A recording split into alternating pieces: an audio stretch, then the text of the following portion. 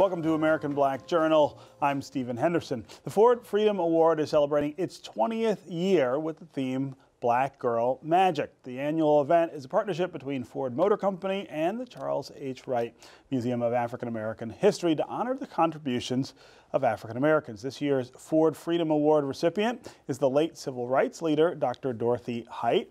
The Scholar Award goes to Jessica Matthews, a Harvard-educated inventor, and the Rising Star honoree is teenage entrepreneur Asia Newsom from Detroit, who incidentally was a guest on this show a few years ago. Here to tell us more is Pamela Alexander, Director of Community Development for the Ford Motor Company Fund. Pam, welcome to American Black Journal. Thank you. Thanks for having me on. Yeah, so I love these awards each year. And yeah, I love 20 years. Can you believe it? I know, right? It's a long time.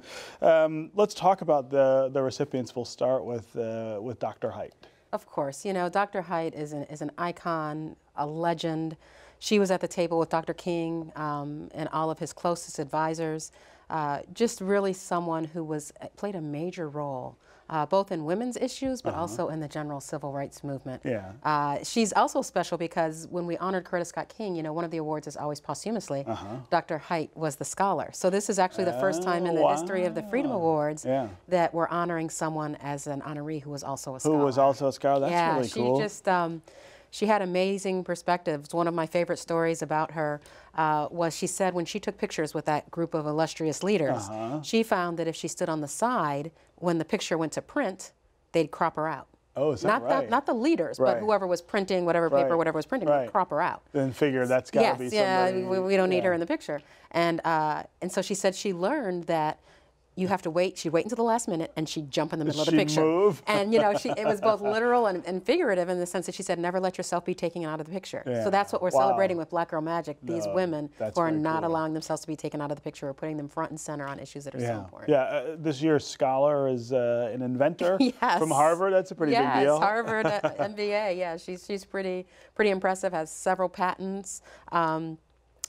Jessica Matthews Jessica O. Matthews. She invented a soccer ball socket, right, when she was 19, that harnessed the energy of playing soccer, and then there's a special adapter and you could put a light on it. So a kid could actually, for example, go and play soccer after 30 minutes.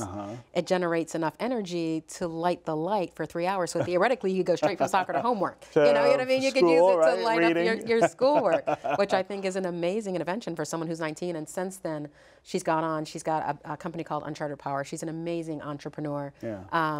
That works on that type of kinetic energy and how do you harness that energy. Dual citizenship, Nigerian and U.S. citizens. Oh, really? So, wow. That's really interesting, too. And Asia Newsom, who was a guest on this show when she was really little, as my memory is that well, she started when she was 5. Barely get her up into the chair, but she was doing interesting things even then. Her candle business, which I think she was has on here with $100,000 in revenue. Is that right? Yes, wow. it's amazing, and she's training other young people to be entrepreneurs. You know, I kind of look and go, what was I doing when I was 5? I certainly wasn't starting a business. All right. And some of her proceeds go to homelessness. So she's also a social entrepreneur because she's giving back to the economy. So all Black Girl Magic, just an amazing theme this year, and it's exciting because it is 20 years, and that's a landmark for the Ford. So how did you come to the idea that this was the year to celebrate women exclusively here? Well, you know, we started on this. We're almost starting on the next year before the previous year is over. We always wanted to honor Dr. Height just because of the role she played, and there are actually rules about how long it has to be before you can be placed on the floor, because of course Dr. Height's name will go into the ring of the genealogy at the Charles H. Wright. Okay. So we wanted to honor Dr. Height, and it just so happened in the year of the woman, as they say, for a lot of people. You know, a lot of women doing great things as always. That we would honor Dr. Height and Black Girl Magic. Let's talk about the role of women right now, not just in terms of this moment in sort of women's assertion in the realm of sexual harassment, but also the role in politics and culture. I feel like this really is the year of the woman in a lot of ways that were unexpected. I mean, I don't think any of us thought 8-10 months ago this is what we would be thinking about. And you know, the interesting thing that you say that is when you talk to people, say for example, Dr. Height or some of the women from that movement, And they say, we weren't doing this because we wanted 30 years down the line someone to say, oh, you're an icon. We were doing it because it needed to be done. Yeah. And I think that's what you're seeing in a lot of the things that are going on with women becoming more active. You know, I'm hearing record numbers of women running for political office. Yes. They're just doing it because women are doing that because they need to be done. They're not doing it for accolades or because 40 years from now they want someone to say, oh, remember, you know, she did this. So it's amazing to see, you know, the power of women harnessed, and I love it celebrating it. Yeah. Let's talk some about the Ford Freedom Fund and the work you guys are up to. I know you do a lot of work here in Detroit. You also, we should mention, you're a sponsor of this show, which we appreciate. Important show. But you guys are really deeply involved, I feel like, in the conversation, the narrative about the way Detroit is changing. Oh, absolutely. You know, not many companies can say they're as old as we are. We're over 115 or something this year. And we've been in the community for that long. If you just look over the past several years, our investment just in Southeast Michigan, because remember, we're a global company, so Ford Motor Company Fund is also global. We're in 50 or so countries. But our investment just in Southeast Michigan is over $120 million. Wow. Right? We've been here through thick and thin, good times and bad. Budgets go up and down, of course, depending on the economy. But, you know, we are fully invested. You know, we have 2 community centers, one in Southwest Detroit and one in Fisher Upper Elementary on the east side.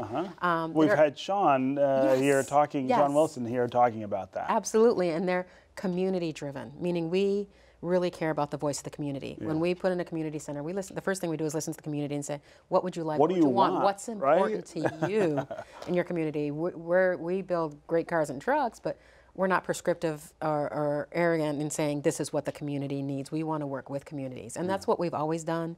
Those Ford Resource and Engagement Centers are multi-million-dollar investments in the community, in addition to everything we've always done to support the arts, to do things like the Ford Fireworks that bring the community together. It's just the hunger relief. So we're pretty deep in this region, and it's important to us. So we're glad to be a part of Detroit Resurgence, but we're as proud that we have always been there. Always been there. This isn't something new for us. Yeah. Right. And talk about the collaboration with the Wright Museum on the awards. Another super important institution. Absolutely. Until the Smithsonian opened, it was actually the largest institution of African American history in the world. Yeah. So now it would be the second largest. And the Ford Freedom Awards, I always like to point out, any sponsorships that are gotten, Ford underwrites the cost or sponsors the event. So it's a fundraiser for the Wright, because if they're able to get sponsorships or sell tickets to events in the past, or any sponsorships for this year, that money goes straight to the Wright. And it's a very, very important institution to our community. We're really, really lucky to have it here, an institution of that quality that has been here. And if you walk in there at any point, it's about history, but it's also about culture. There's, you know, hustle, instruction going on. I'm still going to make it to one of those. I forget. Right? I think they're on. I can't remember. I think they're on Sundays or something like that. But there's all kinds of things going on. African World Festival, which is a great event that we have during the summer. So I love the role that museum is playing in our community. Yeah. And is there a way that the public can engage with the Freedom Fund Awards? Well, this year we are. It's 2 pieces really. It's a morning. Education has always been a big part of the Freedom Awards, right? So we'll bring a couple thousand students in because, as always, we'll be awarding scholarships.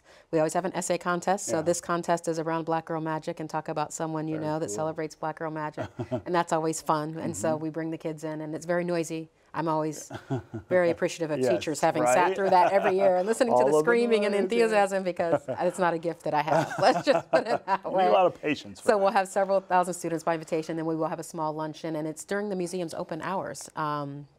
Around noon on the 22nd. So museum is open to the public at the time that we'll be doing the dedication and the installation in the floor. And viewers can go to our website or yours to find out. Absolutely, absolutely. Yes. All right. Well, congratulations again. Thank you for having us on. Always great to talk to you. Thanks for what you're doing on American Black Journal. We love it. All right.